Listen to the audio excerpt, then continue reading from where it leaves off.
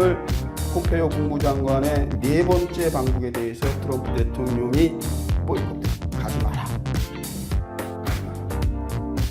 근데 이 가지 마라 방북 취소를 한 그 이유를 VOA 미국의 소리 관영 매체죠. 미국의 소리에서 나오는 얘기를 언론 보도를 보면은 갔다 와서 사실상의 성과에 확신이 없지 않느냐.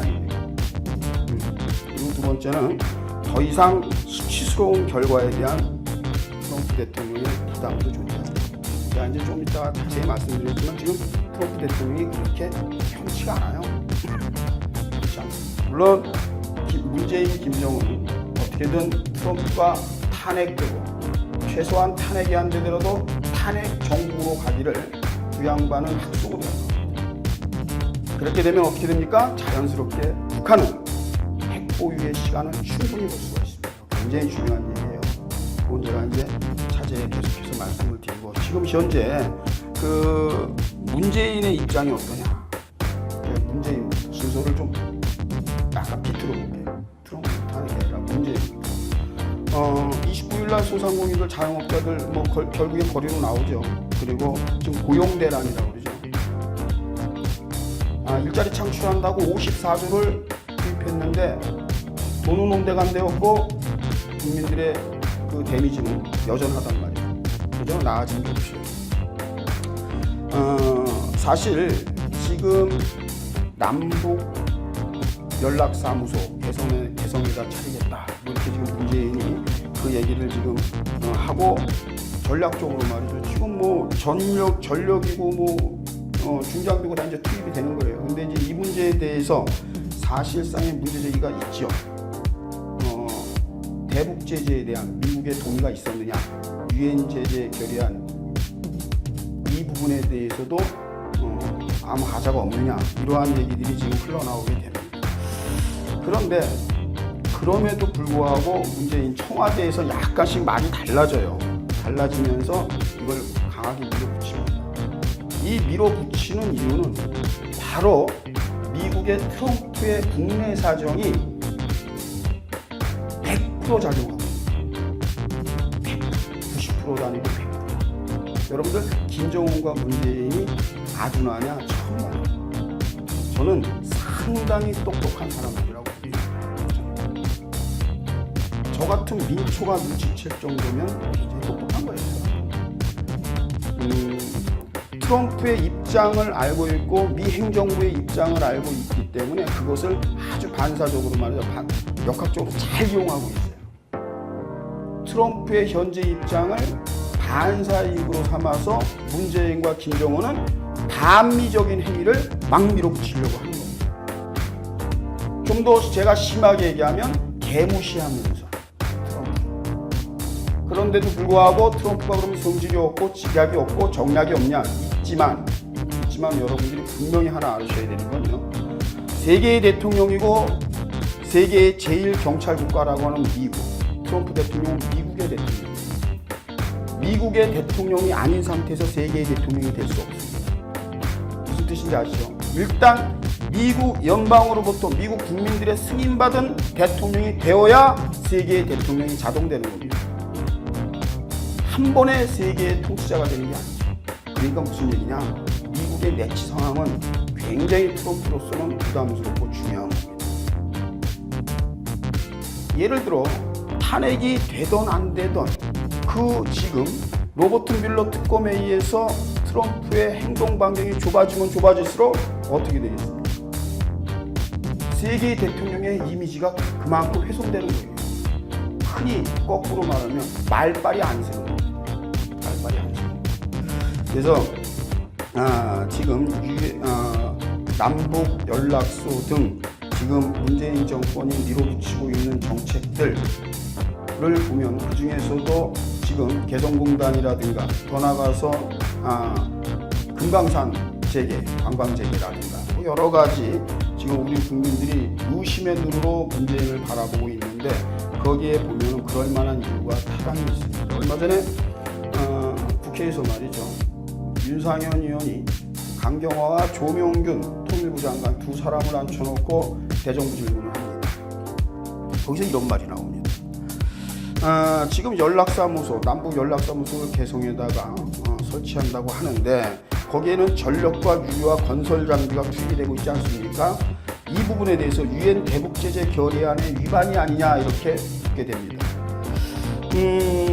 조명균이 그렇게 대답합니다. 우리 측 인원들의 사용 목적이기 때문에 북한에 직접적으로 제공하는 건 아닙니다. 이렇게 답변을 합니다. 그때 윤상현 의원이 이렇게 얘기합니다. 유엔사나 대북제재위원회의 면제 요청이 최소한 선행되어야 하는 거 아닙니까? 이렇게 또 반문합니다. 거기에 대해서 강경화가 이제 답변을 합니다. 뭐라 그러냐면 미국 측과 협의 단계에 있습니다. 이렇게 얘기합니다. 그랬더니 협의 단계지 승인받은 건 아니지 않습니까? 이렇게 또 윤상현 의원이 되받아칩니다. 그러면서 윤상현 의원이 이런 얘기를 합니다. 지금 현재 미국의 국무부와 행정부는 상당히 이번 남북 개성연락소 사무소 설치에 대해서 우려의 목소리가 나오고 있는 거 아십니까? 라고 반문을 합니다. 강경화는 충분히 알고 있습니다. 계속해서 협의하고 미국도 상당 부분 우호적으로 이 부분에 대해서 생각하고 있습니다. 이렇게 답변을 하게 되죠. 그런데 그렇게 답변했던 사람 그리고 우리 국회와 야권에서는 말이죠. 이거 너무 서둘러 진행하는 거 아닙니까? 예? 왜? 비핵화 국제사회와 함께 이 비핵화에 대해서 발맞춰 나가야 되는 거 아닙니까? 너무 우리가 앞서 나가는 거 아닙니까? 라고 문제제기를 하게 되죠. 청와대가 그 이후에 남북 공동연락사무소 개소에 제재 위반이 아니다라는 공식적인 얘기를 해요. 이것은 오히려 비핵화로 가는 데 있어서 우리 대한민국이 바람직한 일을 하고 있다. 그러니까 이 남북 그 공동연락사무소 이 개설이 문재인이가 볼 땐 말이죠. 상호 설린조약. 그러니까 서로에게 좋은 취지의 이러한 연락사무소이기 때문에 오히려 유엔 차원 국제사회로부터 이건 더 오히려 지지를 받아야 된다. 이런 관념을 가지고 있는 거예요. 그러니까 기본적으로 미국과 국제사회가 보는 시각과 문재인이 보는 시각에 그만큼 갭이 생기는 거예요. 그래서 심지어 청와대에서는 이렇게까지 해요. 미국이 이해를 표명했다. 이렇게 아주 쉽게 논평을 내는 거예요. 쉽게. 그런데 실제 사실은 그렇지 않아요. 행정부나 미국 국무부에서는 상당 부분 이 정책에 대해서 남북 연락소 개소에 대해서 지금 최대한대로 예의주시하고 있어요. 이것은 유엔 제재안의 위반 문제도 있지만 미국의 독자 제재도 포함되어 있고요. 뭐 우리 박근혜 정권 때 있었던 5.24 제재는 벌써 이미 무너진 지 오래됐고요. 예, 그러니까 지금 문재인의 입장은 이러이러한 등등의 이유로 경제적으로는 지금 상당 부분 한국 경제가 무너지고 있고 붕괴되고 있고 또 저소득층 그리고 소득 주도 성장을 정책을 내놓은 거에 대해서 사실 우리 국민들이나 야권에서 반대의 목소리가 너무 크게 나오고 있고요. 근데 그것이 그냥 단순 반대가 아니라 실제 반대할 만한 그러한 그 요소의 문제점들이 벌써 두드러지게 나오고 있습니다. 정권 15개월 만에 엄청난 일들이 경제적으로 굉장히 힘들 것이라 예측은 하지만 그럼에도 불구하고 너무 빨리 두드러지게 나오고 있습니다. 이것이 문재인 정권의 현 주소입니다. 그럼 외치는 어떠냐? 사실 문재인 대통령 출범한 이후에 외교라는 것은 거의 없습니다. 미국을 빼면 거의 없죠. 북한을 저희는 국가로 인정을 하진 않습니다. 그런데 집단, 네? 우리 한반도의 도소지역 이런 어떠한 김정은 집단으로 봅니다. 그런데 굳이 유엔에 가입되어 있는 나라로 인정한다 하더라도 우리 문재인 씨는 절대적으로 북한의 치우친 외교에 편승되어 있다라고 판단할 수가 있는 것입니다. 국제 질서 속에서의 외교 여러분들이 한번 생각해보고 나열해보세요. 거의 없습니다. 거의 없죠. 그러면 지금 그렇게 궁지에 몰려 있으면서도 끝까지 문재인 정권에서 유지하려고 하는 것이 대북 관련입니다. 김정은은 비핵화라는 얘기를 쓰지만 사실 북한의 기본 논조는 뭐냐면 핵과 핵개발과 경제개발의 병진 노선이에요. 함께 가겠다는 겁니다. 이게 김정은의 할아버지 김일성, 김정일 그리고 지금의 김정은까지 3대 세습의 공통된 과업입니다. 핵을 보유해야만이 나라를 지킬 수 있다 이렇게 판단을 하고요. 그로 인해서도 경제 부흥을 일으킬 수가 있다. 그래서 경제와 핵 보유, 핵 개발을 함께 이루어간다. 이러한 경진 노선을 주장하는 것이 지금의 북한의 노선이다. 이에 상당 부분 친북, 심지어 고영주 이사장님 말씀대로 공산주의자. 저는 이 고영주 이사장님의 말씀에 상당 부분 저는 동의하는 부분이 제 사견입니다. 저는 있습니다.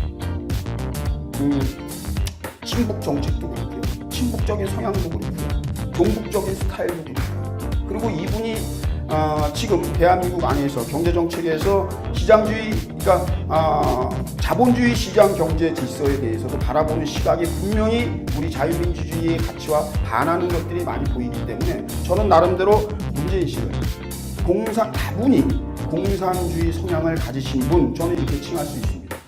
저 역시도 그렇게 고영주 이사장님의 그 논리에 저도 부합된다, 이런 말씀을 여러분들에게 드리게 됩니다. 제가 언젠가도 말씀드렸지만 문재인과 김정은과 문재인의 사이를 1+1으로 제가 공범 관계가 아니냐. 만약에 유엔에 의해서, 미국에 의해서 어떠한 범죄 사실이 규명된다면 한반도 내에서, 그래서 김정은이 범죄자로 낙인을 찍히게 되면 거기에는 상당 부분 논리적으로도 문재인 정권이 공범 관계, 공동 정범의 관계, 그리고 이번 정권에 들어와서 사법부가 제일 많이 사용하고 있는 포괄적, 묵시적 공동 정범의 관계가 아니겠느냐. 저는 이렇게 나름대로 판단을 해봅니다. 그러면서 여러분들 지금 그 트럼프 행정부의 그 미국, 그러니까 트럼프 행정부의 그 입장, 이것을 저희가 살펴보지 않을 수가 없습니다. 여러분들이 물론 CNN이나 워싱턴, 월저스, 여러 가지 그 저널들을 보면 좌파로 편향되어 있는, 얼마 전에 말씀드렸는데 CNN 보도는 말이죠, 미국인들이 거의 신뢰도가 바닥이었던 걸로 드러났어요. 그리고 제일 많이 신뢰하는 방송이 뜻밖에도 영국의 BBC 방송이었어요. 그 다음에 폭스, 그 다음에 블룸버그, 이런 식으로 나와요. 그리고 CNN이라든가 여러분들 잘 아시는 ABC, MBC 등등 아주 좌파 성향으로 기울어져 있다.